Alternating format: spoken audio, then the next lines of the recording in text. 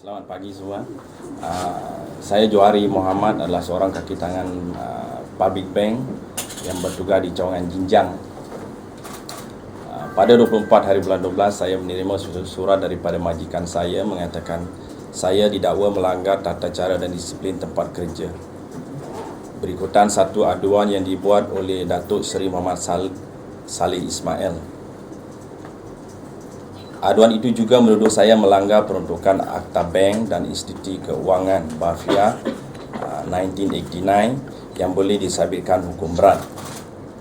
Saya dengan melalui proses perbicaraan disiplin domestic inquiry di Public Bank akibat tekanan di tempat kerja dan pelbagai tindakan yang diambil terhadap saya telah membuat keputusan untuk berhenti kerja. Saya telah menyerahkan surat peletakan jawatan aduan yang dibuat oleh Datuk Seri Muhammad Saleh Ismail. Hari ini pula saya telah diarahkan untuk melakukan diri bagi tujuan siasatan di bawah BAFIA atau BAFIA di Bank Negara pada pukul 2 petang.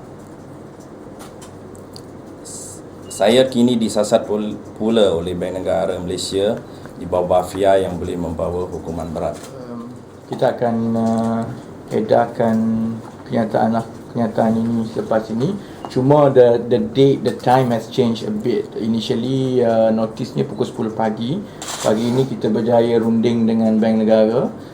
Siasatan bermula pukul 2. Jadi saudara Johari akan dan juga peguam-peguam kita akan melaporkan diri ke Bank Negara pukul 2 petang ini.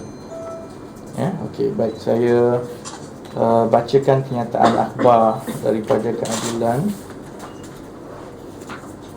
Saya kesal dengan tindakan NFC dan Datuk Seri Muhammad Saleh Ismail yang terus-menerus memburu rakyat yang tidak bersalah untuk dikenakan hukuman berat semata-mata kerana disyaki membantu pendedahan segala penyelewengan yang berlaku di NFC.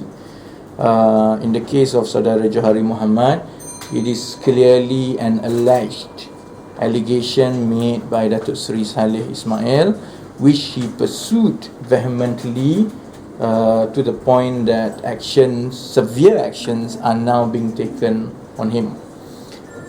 Terbaru, beliau secara bertubi-tubi membuat aduan dan memberi tekanan kepada Public Bank dan Bank Negara Malaysia untuk mengambil tindakan terhadap Encik Johari Muhammad yang dituduhnya membocorkan maklumat pembelian harta mewah di KL Eco City kepada saya.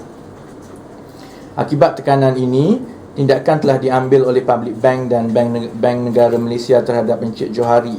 Beliau yang sudah tidak tahan dengan tekanan dan tindakan selama sebulan akhirnya. He has gone through hours and hours of interrogation, harassment, and unfortunately, I was given the impression that although Public Bank prefers to keep it under wrap, the constant pressure daripada Datuk Seri Muhammad Saleh Ismail made it just impossible for Public Bank and Bank Negara just to move on.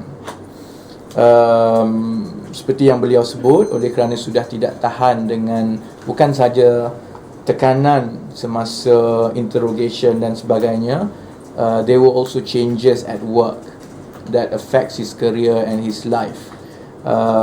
Finally, beliau membuat keputusan untuk meletakkan jawatan dari Public Bank yang beliau telah berkhidmat selama berbelas-belas tahun. Tidak cukup dengan merosakkan periuk nasi seorang yang tidak berdosa seperti Encik Johari, Datuk Seri Muhammad Saleh Ismail dan NFC terus juga memburu dengan mengenakan pula tekanan kepada Bank Negara. Hari ini Encik Johari akan disiasat di bawah Akta Bank dan Institusi Kewangan yang boleh dikenakan hukuman penjara 5 tahun. Phone beliau pun telah dirampas dan I think they are going full swing against him. Tindakan yang bersifat dendam kesumat ini sudah tentu dibincangkan dan mendapat restu Datuk Seri Syarizad Jalil yang masih lagi menjadi Ketua Wanita UMNO. Sebelum ini, apabila ditanya apakah tindakan yang akan diambil terhadap mereka yang mendedahkan penyelewengan NFC, jawapan Datuk Seri Saleh Ismail adalah mudah. Beliau berkata, beliau akan bincangkan setiap tindakan dengan keluarga beliau. You can check NST Berita Harian dated 17 November 2011, he clearly made that reference that any actions that he will take will be in full consultation with the family. Sebab itu saya dengan terus terang meletakkan tanggungjawab ini kepada Datuk Seri Shahrizad Jalil. She obviously is fully aware the fact that her family is going on rampage and vengeful act against innocent people merely on allegations yang dibawa sendiri. Tindakan dendam kesumat ini juga bertentangan dengan kenyataan Datuk Seri Muhammad Saleh Ismail yang dilaporkan 2-3 minggu lepas bahawa beliau tidak berdendam dengan sesiapa yang lain kecuali saya. Dan beliau juga berkata sebelum ini beliau tidak akan mengambil apa-apa tindakan terhadap sesiapa yang lain kecuali saya. But obviously, while he was making this statement, he was putting a lot of pressure on Public Bank and Bank Negara, and behind the scene, Encik Johari had to go through all this harassment for the last 1 month.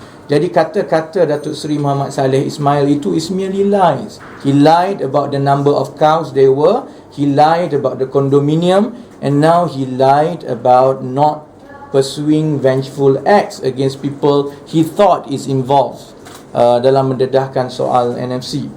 Jadi beliau sedang berusaha untuk mengenakan tindakan terhadap semua yang beliau syaki membantu mendedahkan penyelewengan dan kekayaan peribadi keluarga beliau.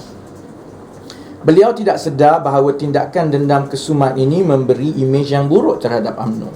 Ahli UMNO sendiri menolak penyelewengan yang dilakukan oleh keluarga Datuk Seri Shahrizad Jalil seperti yang kita sedia maklum daripada pelbagai kaji selidik akhir-akhir ini.